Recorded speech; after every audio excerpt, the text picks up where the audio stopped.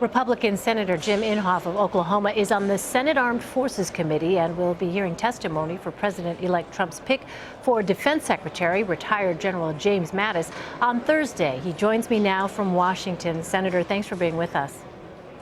Nice to be with you, Elaine. Let me start off by asking you your response to Senator Booker testifying against a fellow senator during his confirmation hearing. You know, I'd rather that you listen to what Susan Collins said. She gave the most glowing, from-the-heart testimonial about Jeff Sessions. Now, Jeff Sessions, I don't know of anyone who is better, cleaner than he is, more knowledgeable.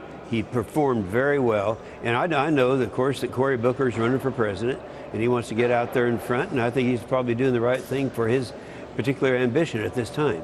But there's no one who is better qualified, no one who is more compassionate than Jeff Sessions. Looking ahead to Thursday's hearings, are you concerned about the precedent being set if General Mattis is confirmed, given that he just left the military in 2013? Yeah, well, you know, that's a very legitimate concern that people have. And in fact, it was set up, the idea that we're having a citizens head of the militia, that's understandable, that's desirable, we all support that. Every once in a while, and it's only happened twice now in the history of this country, to my knowledge, George C. Marshall in 1950s, right after the war, and they thought he was the one, because of all the turmoil that was set up to putting everything back together, he would be the best one. In spite of, not because of, he was a general, retired general, but in spite of that. I'd say the same thing is true with Mattis. Mattis is one of the most qualified, one of the toughest guys out there, and so they all agreed. I'm sure most of our people are aware that we had a hearing on this where we had two of the think tank people on opposite sides, both of them coming to the conclusions that this justified waiving 4 years of his retirement so that we can get the right person in the right job at the right time. So that's an agreement with everyone that I've talked to and everyone who has spoken publicly. Well, you are also a member of the Senate Committee on Environment and Public Works, and Trump's pick to head the EPA is Oklahoma Attorney General Scott Pruitt. His hearing is next week.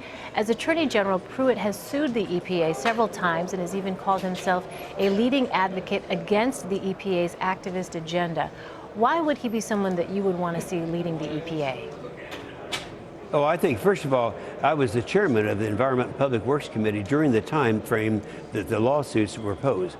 I was very proud of him as our Attorney General filing those lawsuits. In fact, several other states did the same thing. They were not following the guidelines properly, and in fact, the courts actually have ended up on our side because of the extreme treatment that we have been getting from the Environmental Protection Agency, putting people out of business, doing things that were not proper, and he's taken his case to the courts, and for all signs that we see, he's winning. So I think he's qualified, he knows the issues.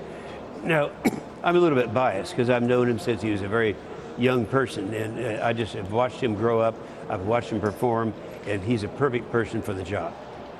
All right, Oklahoma Senator Jim Inhofe. Senator, thanks so much for your time. Thank you, Elaine.